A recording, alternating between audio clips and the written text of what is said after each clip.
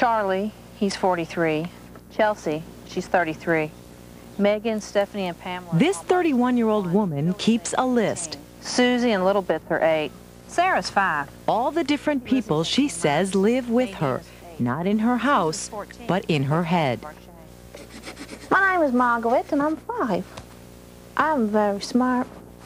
I have good brains. My name's Billy, and I'm 18. They all think I'm a goddamn girl. My name is Richard. I like to read quite a lot. I have an extensive array of books. My name is Frenchie, 38, 24, 36. I worked at peep shows and stripped and, you know, just whip them into a frenzy. What you're seeing is a woman diagnosed with multiple personality disorder, or MPD. And Beth, who asked us not to use her last name or say where she lives, is one of thousands of Americans diagnosed with it every year. MPD isn't delusions or hallucinations. Experts say it's a mental illness brought on by an experience so traumatic, often child abuse, victims who can't escape physically often hide in their own minds, creating separate and distinct identities to take on the suffering. In Beth's case, she says more than 50, all trapped in one body. We sign our name Beth with a little plus sign beside it. And that means? Beth and everybody else. I have just the right number that kept me alive. Our personalities inside range from 17 and a half months old to 85 years old. We have males, females, gay, straight, bisexual. It all may seem hard to believe, but listen to Beth's former therapist who treated her for 7 years, psychologist Elizabeth Landrum. I was skeptical too about the diagnosis, and yet when I saw it in front of my eyes, there was no denying it. Is there any doubt in your mind that Beth has multiple personalities? No doubt. None? No doubt. In fact, Landrum says after years of therapy, Beth has a rare ability to live with and analyze what she's going through. Beth agreed to spend several days with us so we could understand what life with multiple personality disorder is really like. It's the best and the worst of any world you can imagine. We began to see what Beth's world is like on our first morning with her. That's my own real mail. Then, all of a sudden, her voice changed. This is to Carol. This is to Pamela. I like opening mail because I'm nosy. A few minutes later, another child personality seemed to emerge. This is Penny. After 20 minutes, she paused, turned her head, and Beth seemed to return as abruptly as she left.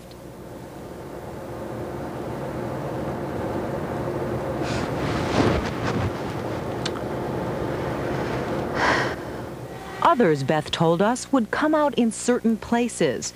This is what happened when we went with her to a toy store. What's your name? Jay. I like this, but I want that one also. What do you look like? Can you tell me about yourself? Yeah, I have like bigger muscles than you. When I go to a toy store or zoo or grocery, I really don't lose control, I relinquish. You feel the other personalities want to come out, and you let go. Right, right. I want this one. But Beth says letting go is more complicated with some personalities. Bye, babe. Late one night, we got a call from her. In a gruff voice, she told us she was going out. My idea of good time's going for a little ride, stop and get a beer. It wasn't until we got to the local bar that we found out who we were talking to. My name's Billy. I rose a protector, man. You know, I keep people from getting hurt anymore. So do you remember this? No. No, I didn't see any of that. How often does Billy come out now? A few times a week. How often does he go out to a bar like that? Very infrequently now. When he's there getting a beer, where are you? I don't want to even be around when he goes out like that, so I go away. I go back inside. When someone else comes out, I feel like I'm pushed back behind a partition, like a glass partition, and I can see them and I can hear them, but I feel like I'm trapped back there. There's nothing I can do about it. Do you ever just lose control? I almost always lose control when another personality is in the midst of a memory of something that happened to them.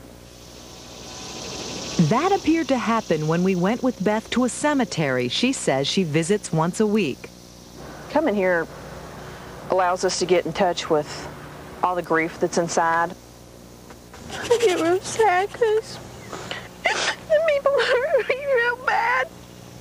And I never could cry ever. And I couldn't talk. Then listen to perhaps the most bizarre moment we would witness. It happened as Beth walked away from our camera, with the microphone still on. What are you crying like a f***ing baby for?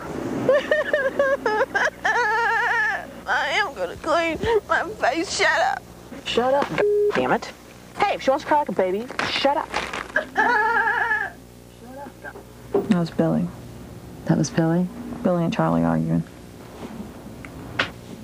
How often does that happen? Well, I'm very shocked to see that happened outside because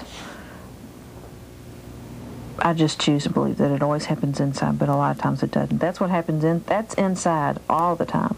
All the time. It is a battlefield in here. If Beth is locked in a perpetual state of internal war, she and her therapist believe it is because of what was done to her long ago. Although family photos show a smiling, happy little girl, she says her childhood was filled with unspeakable abuse, including incest. Beth says different personalities have different memories of what happened.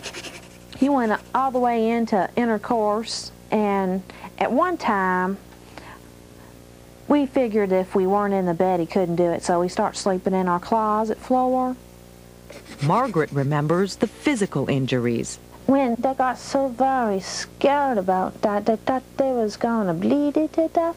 And blood don't scare me at all, so I come every time that there's bleeding on them. Megan remembers the good side of the abuser. I love him. I never knew him like that. But you know he did it. Yes, I do. You talked about it with Stephanie. Yes. But listen to Frenchie, who describes herself as a nymphomaniac. You know, I would come and have sex a lot of times, so they didn't have to deal with it. They think it's bad. They think it's unpleasant. You like sex? I love it. You can't abuse someone who likes it.